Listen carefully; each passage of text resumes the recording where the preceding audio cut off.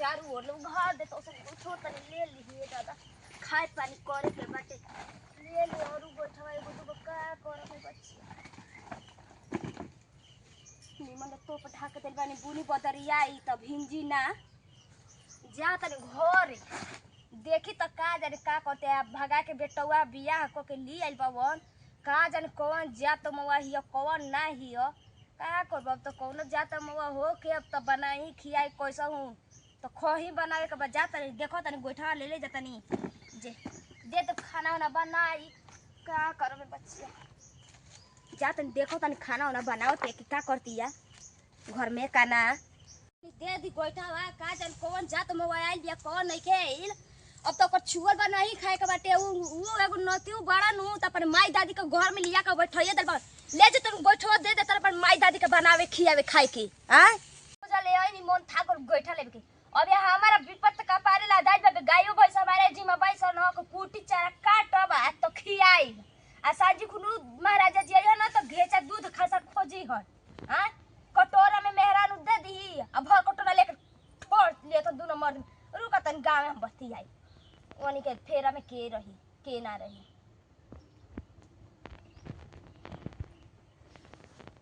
hello हाँ गोयतनी अरे उहे जान जे के घर में आइल बिया का करबू हो दम तो माथा खराब कइले रहते है जान जे मर्दो कुटी उटी किछु चारा नहीं काटता आ जान जे गोइठा लकड़ी मर हम देतानी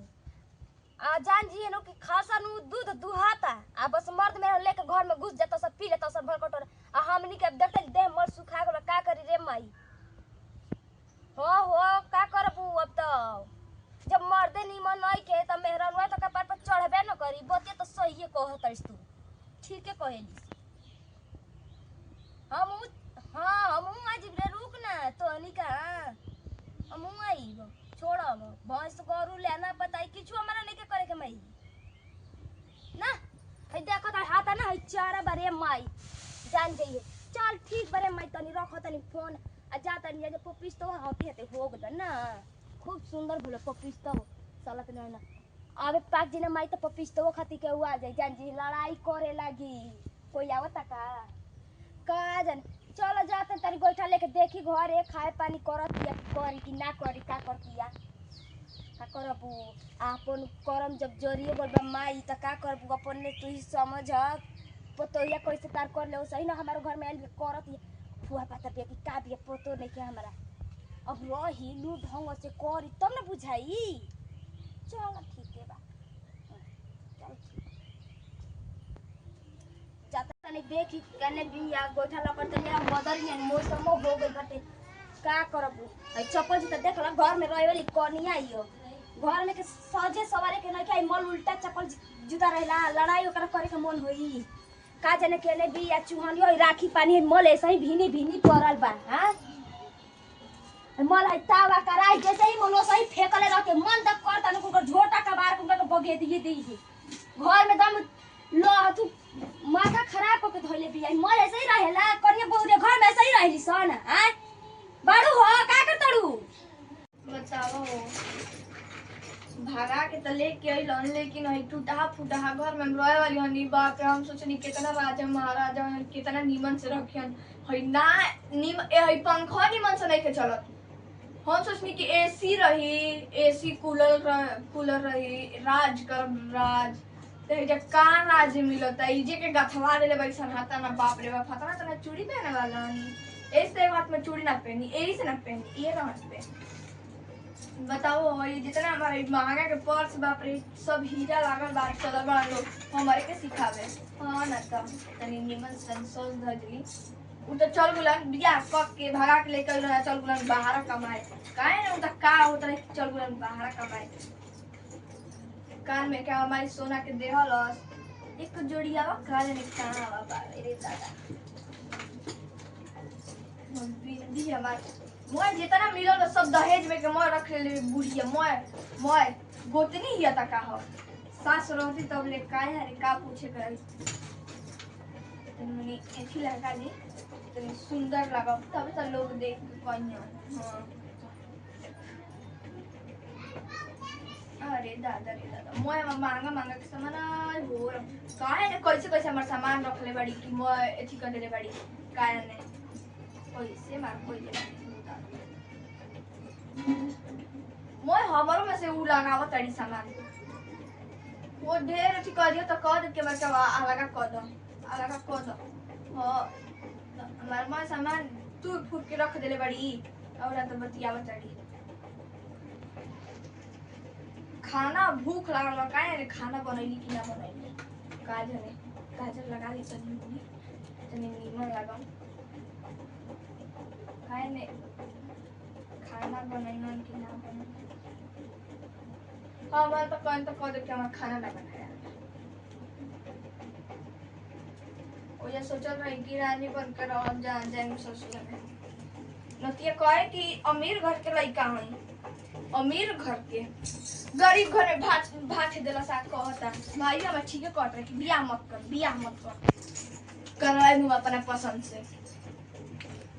पाउडर खत्म हो गया सब सिंगार ले आवे के बाद देख तो फोन करता करी फोन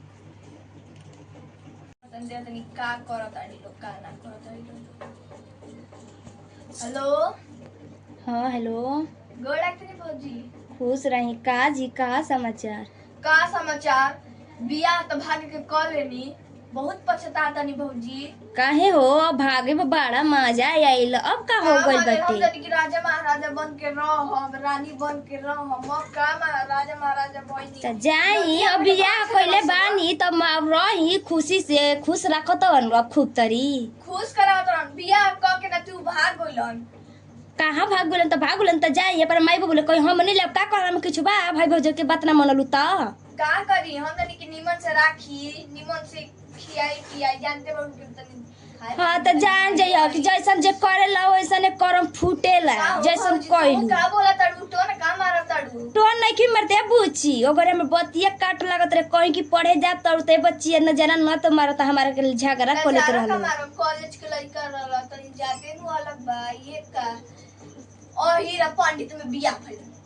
तो जाए दो ही पंडित में बताइए अब मार लिपस्टिक काजल मार देखो तन फोटो वीडियो बनावत और छोड़त हूं हां त एजे के नु सबक सिंगार हो कि एजा के ह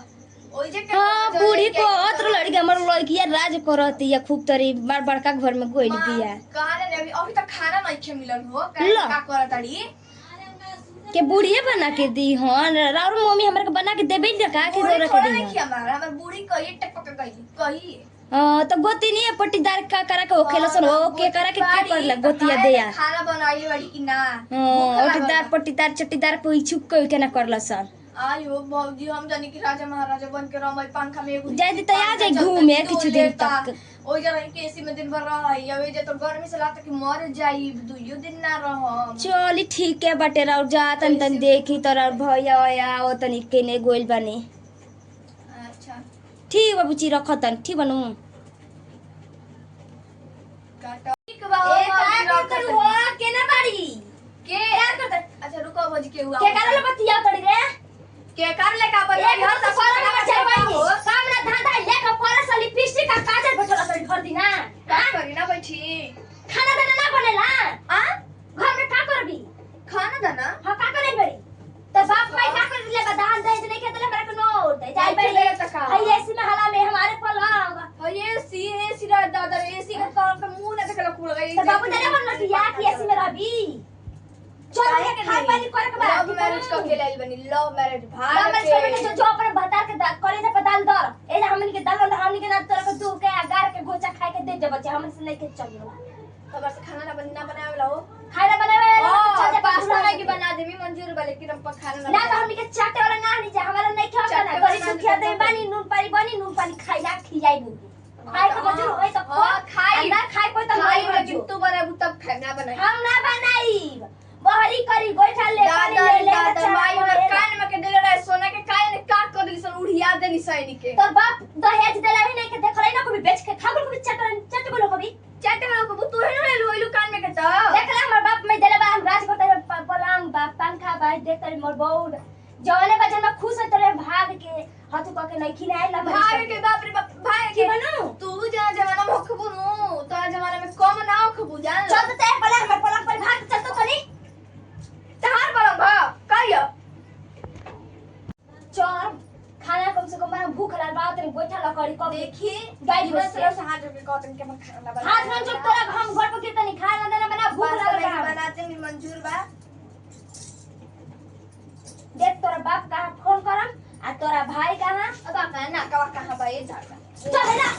ऐसे ये कुछ फेकअप मत कर देले बाल की के तोरे हां ना तू बाहर बाहर करे जा पर करा तो तेही मारे तेरे बाप देले भाई तोरू आर्टिस्ट हमारे सेंट हमारे घर में आके खुलपाटी कोइले भाई लो ना लो तर सेंट के चल भोजन बना आई वो तो मसला बनी ना बने ना तो जो तू जिगे ना अपन दुल्हवे कहां ऐसे का के तुम बुढ़ा बे बुढ़िया ठीक बानी अपन देख लाजो बा के बैठल दिया एक पढ़ लेके कहत बाप नो हकत है दादा ला तो चूहा मार ले मुंह से मार ले बाबू ये हाय बच्चा गरीब के बेटी हनी नु काम करे वाला हनी गोइठा लकड़ी पानी में कर त बैठ खाई महकमा चाहे गमक अपने बुढ़ावा खातिर त नीक बानी ऐसे सेंट पाउडर तो मार के रहम नु त हमके भोजन ना मिली बच्चिया जानलू ए चुप रहो जल खाने वाला भूख लगल बा एक झोटा कबाड़ देता है छोटा हमें ना कबाड़ का हो हां भाई जान जी शुरू किया देखो मत खराब दो दिन के मेरा होय से के खींच के रख ओए आ शुरू किया है सही दादा दादा आ यो जल्दी आ मैं खाई चलो हो जा करा तनी बता कर करा तनी हेलो हेलो हेलो क्या करतन जी काम करतनी काम करतनी हमरा के भोज के कहतन काम करतनी का भटाइल बड़े का बैठाई बनी अपन तो चल बनी विदेश कमाइनु अरे तो परिवार हो कमाई ना परिवार का मैं खाना बनाए हम खाना बनाए काहे मारते ई ली बराबर भौजाई हड़ी ली बच्चे हेलो हेलो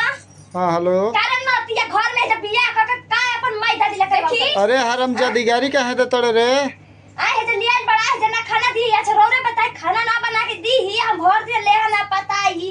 करे के बानी कुल कर हमें भोजन ना बना के दी हम घर में करके बना के कह दे हमरा के मैगी और चाउमीन बना के दे तो वो सकतनी सिखाए वो करे के नया नचर कोनिया बिया के बच्ची ऐसे कर न त हमरे बस के लेके तो का हो गई लिया जा कहा विदेश हम लिया जाई के करे पतोरे पर न बिया छोड़ के आइल बनी हमार मरद देले रहल हटे बाकी तोरे नु जब मरद बीमार पड़ल हूं त बेचा गइल ठीक बा जी काटा तनी ठीक बा ठीक बा ना तो जब गाय भैंस के लेना पानी कर चल तो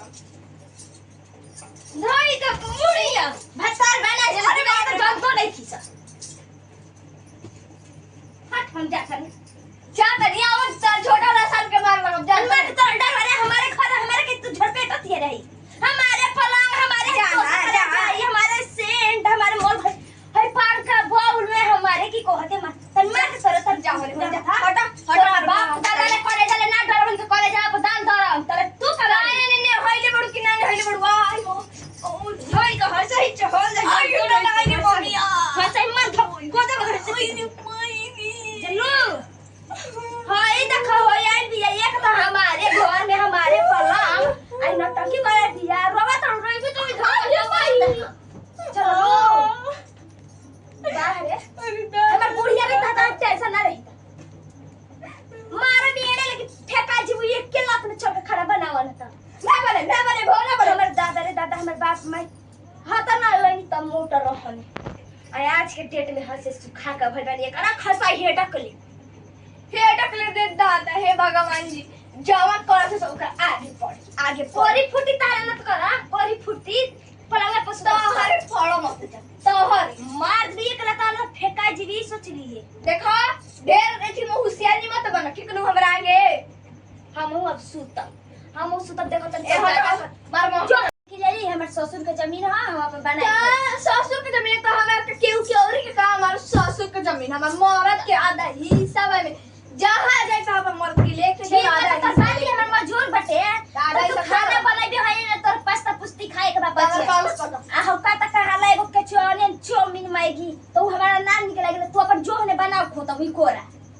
अब बना भी हमरा के बना के तू तो अपन पेट के बनाबी ना ना हम जौन भी खाए तो बना दियो हम खा ले ना हम के का तक हाला सो पास्ता की का तो अरे हमरा मुंह में ले ओ तो लिखे जो आप तो लिखे ना हमरा तो नहीं हम ना खाइनो तो ये मैं तो उस शहर की लड़की तुम कहा देहात के गरीब घर की तरे ऐसे ना करे नोकी थपे होई त दे हो कर बुझाई से दे वो तो जीवे सक से खींच ले जान जाई ह नोकिया मुंह त दको होई ले खा सकत तन देर में तितकी ले सता हो तितकी ले तो सता बाप माई झगड़ा है जे सिखवले बा जननी अच्छा सूरत कान की फुटा चल जना मार दे त झूठ बना खो देखो अब ढेर मंजिल में ये हमर ससुर के हां ए जे मार कैसे फेंका जे बुच्चक आज